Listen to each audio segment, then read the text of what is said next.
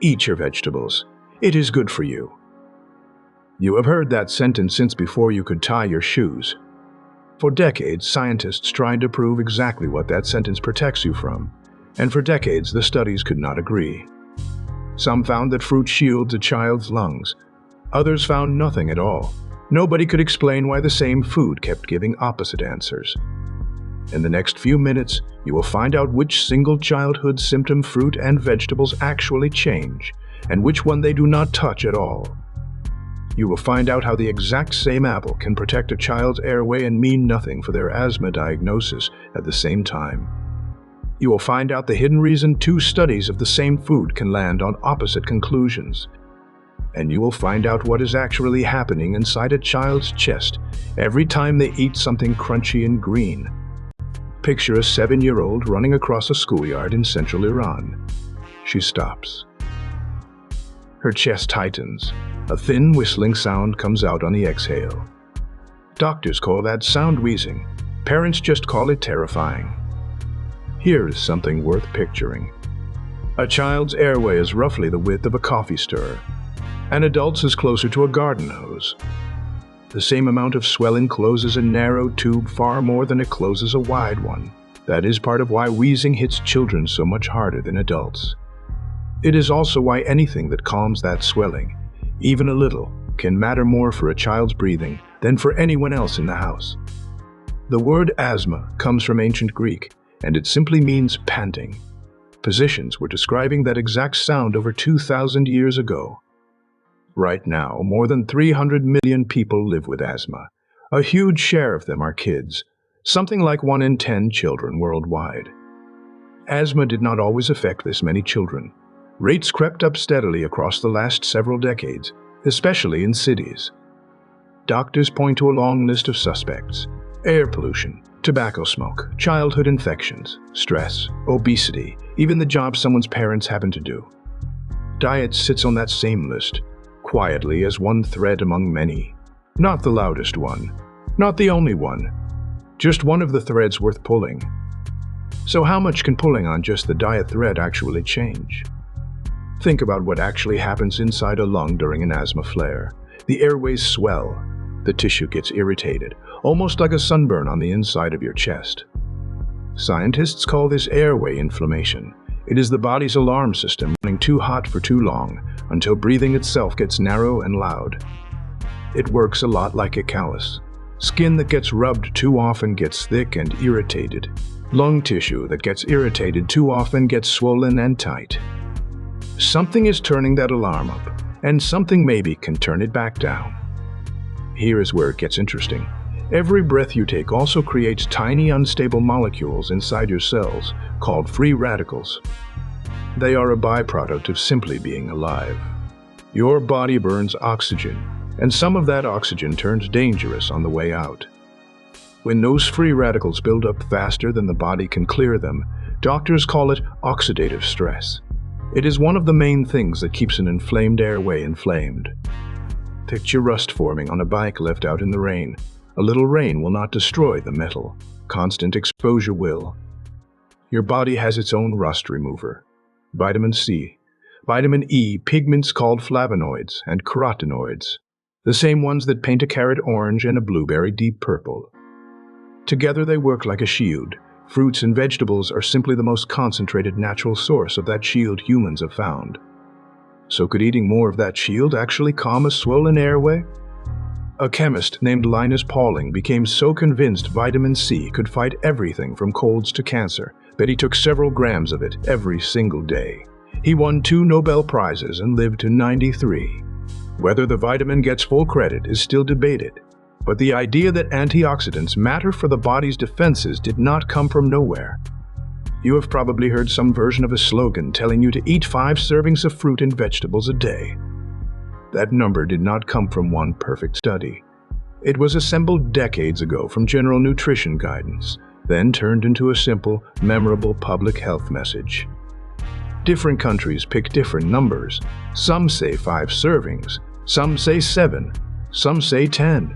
Nobody was testing wheezing specifically when they wrote those campaigns. So this new research is not testing an old slogan. It is asking a far more specific question than any 5-a-day poster ever did. Researchers had already tested other foods on the same question. Daily meat made no real difference to a child's asthma risk. Dairy did not help either, except in one surprising pocket of data outside Asia, where more milk seemed to lower the risk a little. A diet built around fish and whole grains and plenty of produce kept showing up with better numbers for young lungs. It looks a lot like the traditional Mediterranean diet. You would think that settles it. It does not. Because for every study that found a protective effect, another study of similar children found nothing at all. Roughly 700 children in Athens, about 2,000 children in Taiwan, close to 600 children in the Netherlands. Same question, wildly different answers. One obvious explanation is memory. Almost every one of these studies asks a child or a parent to remember how often they ate vegetables over the past year. Nutrition scientists call that recall bias. Ask an adult what they ate last Tuesday and watch how fast the story gets fuzzy. Now ask a 9-year-old. That fuzziness alone can blur a real effect into statistical noise, or invent one that was never really there.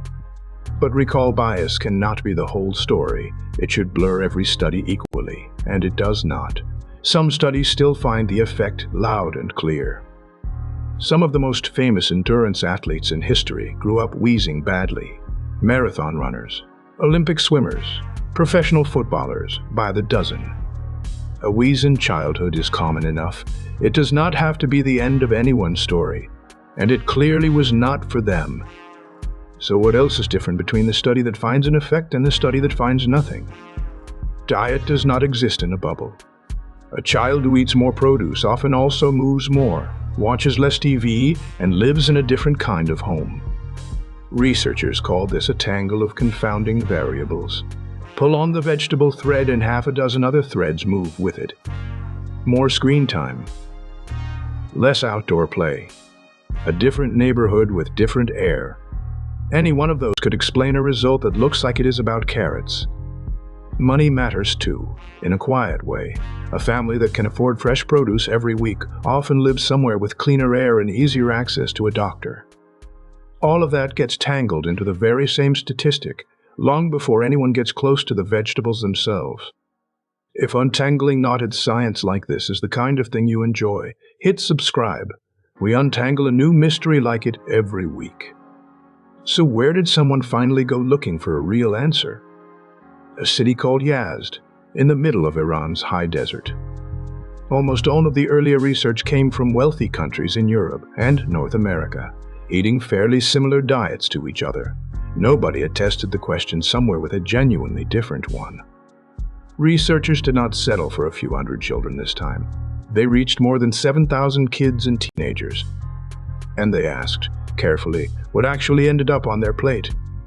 This was not a quick survey squeezed into one afternoon. It took months, dozens of schools, and thousands of families willing to answer very personal questions about their kids. Every child answered the same food questions. How often fruit showed up on their plate? How often vegetables did? Never. A couple times a week. Almost every day. And every child answered the same breathing questions too. Had a doctor ever diagnosed them with asthma? Did they use asthma medication? Had they wheezed in the past year? So what actually happened when they checked? The picture that came back was not what anyone expected. Kids who ate fruit almost every day were far less likely to have wheezed in the past year than kids who almost never touched it. About a third less likely, to be precise. Vegetables told almost the exact same story, cutting the odds by roughly the same amount. Children who ate both fruit and vegetables regularly saw the biggest change of all. Their odds of wheezing were cut in half, compared to kids who rarely touched either one. Cutting a risk in half is the kind of number doctors usually expect from a medication, not from a bowl of fruit at dinner. Here is the part nobody expected. Those same children, eating the exact same diet, showed no real difference in whether a doctor had ever diagnosed them with asthma. None in how often they used asthma medication either. Call it the wheeze diagnosis gap. Fruit and vegetables were doing something real, just not the thing everyone assumed they were doing. Remember the shield: vitamin C, vitamin E, flavonoids, carotenoids. They calm airway inflammation and mop up oxidative stress in the moment. That can quiet a wheeze without rewriting a diagnosis that was made years earlier, from a completely different mix of genetics, allergies, and pollution. And the effect climbed in steps. A little produce, a small change. Produce almost every day the biggest change. Scientists call that a dose-response trend. It is one of the strongest signs that an effect is real and not just a coincidence. Public health researchers already tell parents to put more fruit and vegetables on the table. This new data does not overturn that advice. It just narrows down exactly which part of that advice is doing the real work. One honest caveat matters here. This study took a single snapshot in time. It did not follow these children for years.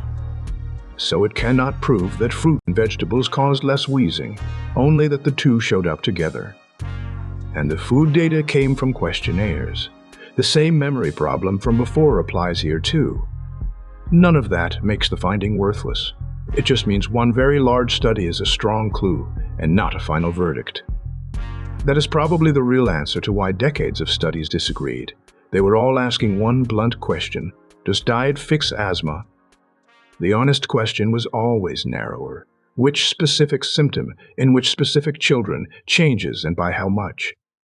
Medicine keeps looking for the one food, the one pill, the one habit that fixes everything at once. Bodies do not work that way. They respond in specific ways, narrow, unglamorous. One alarm quieted at a time. That advice to eat your vegetables has survived nearly every era of medicine. It has not been replaced. It has just gotten more precise. A bowl of fruit will not cure a child's asthma. It might just turn one alarm down. And for a parent listening to their kid catch their breath at 11 at night, that is not nothing.